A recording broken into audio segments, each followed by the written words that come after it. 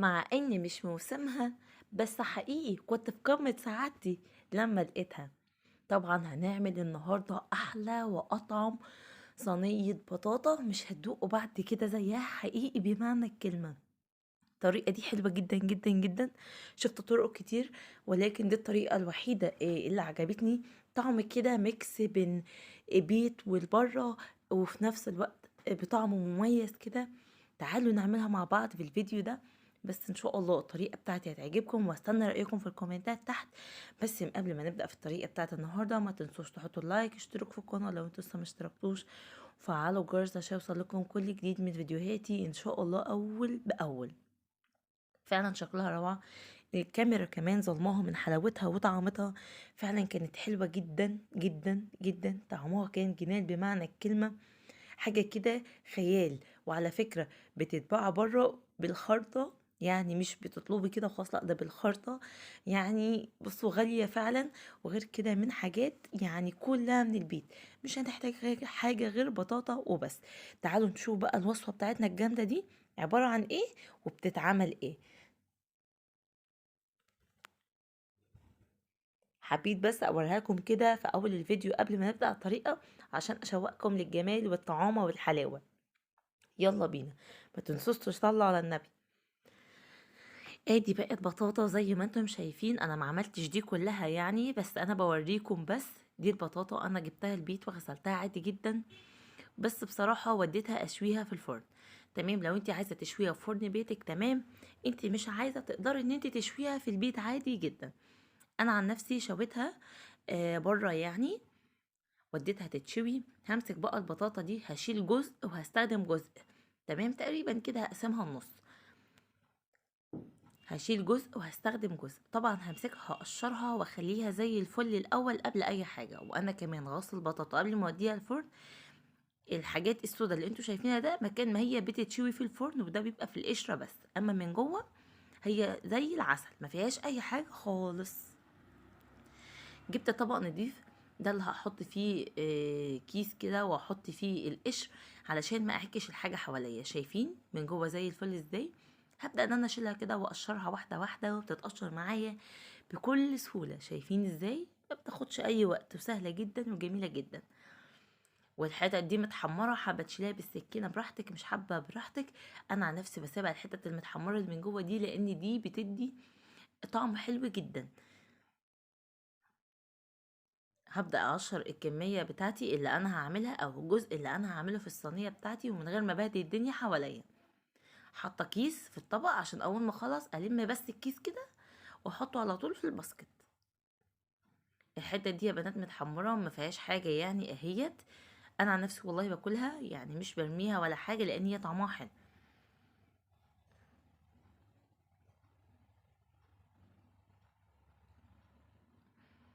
وده بيبقى الشكل النهائي ليها. بجيب طبق تاني وبحطها فيها لحد لما أخلص الكمية بتاعتي اللي أنا هعملها. هقشر دي كلها وهرجع لكم تاني.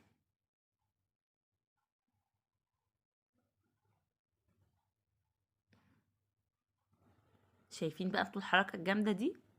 قشرت بقى الجزء اللي انا عايزاه والكمية اللي انا عايزاها. وهبدأ ان انا اهرس البطاطا بتاعتي ب آه، الهراسة. الهراسة دي طبعا بتاعت كل حاجة، بطاطا بطاطس، اي حاجة تقدري انت تهرسيها بيها. واللي ما عندهوش هراسة زي دي عادي جدا بكوباية. اللي ما عندوش هراسة زي دي بكوباية عادي من بتاعة الشاي. وابدأي ان انتي هرسيها، هي كده كده بتبقى مستوية، مش بتاخد اي حاجة معاكي او اي وقت، لان هي بتبقى مشوية. فمستوية خالص اساسا. في ناس بتاكلها مشوية كده، ولكن انا بفضل الطريقة دي، طعمها حلو جدا. انا حطيت عليها سكر، السكر حسب الرغبة. ما ينفعش احط سكر حبيبات عشان هتبقى مقرقشة معايا. اما انا حطيت سكر. جبت سكر حطيته في المطحنة عادي بتاعة الرز، وحطيته في البطاطا بتاعتي وقلبتها كويس جدا. وده كان الشكل اللي اهو النهائي بعد ما هرستها والسكر دخل فيها. وبقت خلاص دقتها لقيتها كده زي العسل، مش محتاجة سكر زيادة. السكر حسب الرغبة. يعني تحطي معلقتين 3 4 ونص كوباية ايا كان انتي عايزة. السكر ده حسب رغبتك.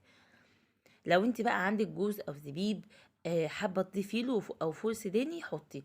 في ناس بتحبها من غير اي اضافات، فخلاص ما تحطيش، استكفي بيها زي ما انا عاملاها كده بالظبط. هجيب بقى صينيه بتاعتي وهدهنها حته سمنه يا بنات، مش زيت، حته من السمنه. الزيت مش هيديها طعم حلو، السمنه هتخليها طعمها حلو جدا. الصينيه بتاعتي انا كنت مليفاها مستخدماها في حاجه تانية، فانا مليفاها، فانا بنشفها قبل ما احط حته السمنه بتاعتي واحط البطاطا.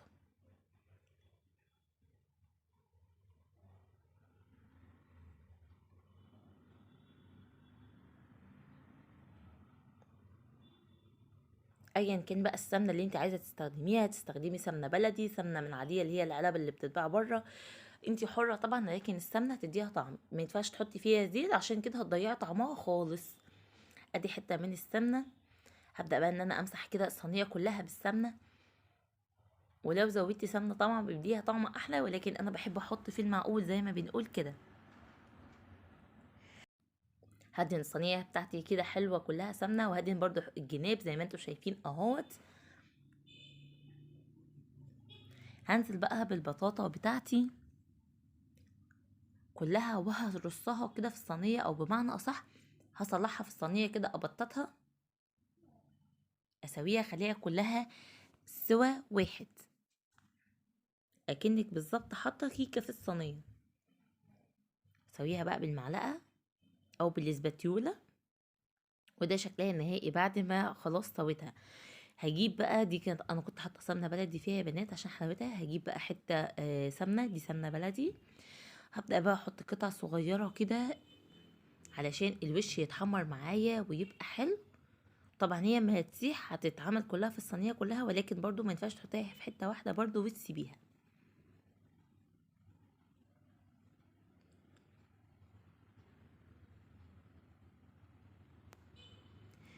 وهدخلها الفرن تقريبا كده من 7 ل8 دقايق، تاخد وش خفيف جدا. ولو انت مش عايزه تدخليها الفرن ممكن تحطيها على البوتاجاز من فوق، وبعد ما تاخد من 7 ل8 دقايق بتوعها عشان تتحمر من تحت وتبقى طبقة تحمير خفيفة، تدخليها بقى تحت الشواية، تاخد وش حلو بقى ايا كان بتحبيه فاتحة او غامقة، تاخد وش جميل.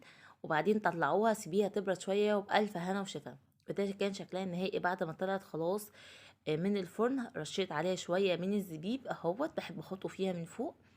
والله الكاميرا ظلماها، بس فعلا كانت اكتر من روعة، كانت جميلة جدا جدا جدا، وريحتها كانت قلب البيت حقيقي من حلاوتها.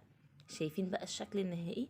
لو انتي بتحبي تحطي زي كريم شانتيه او شوكولاتة بشكل عشوائي او كراميل، تمام، ولكن انا بصراحة ما بحبهاش بالحاجات دي خالص، بحب احطها كده، طعمها كده يكفي ميكس بين بطاطة المشوية في نفس الوقت بطاطة البيت، طعمها كده ميكسها حلو قوي قوي قوي. يعني انت مش سلقاها في البيت فتبقى طعمها مسلوق، لا ده مشوية وطعمها مسكر قوي مع الجوز مع الزبيب مع الكلام ده كله، بيدي طعم كده خيالي.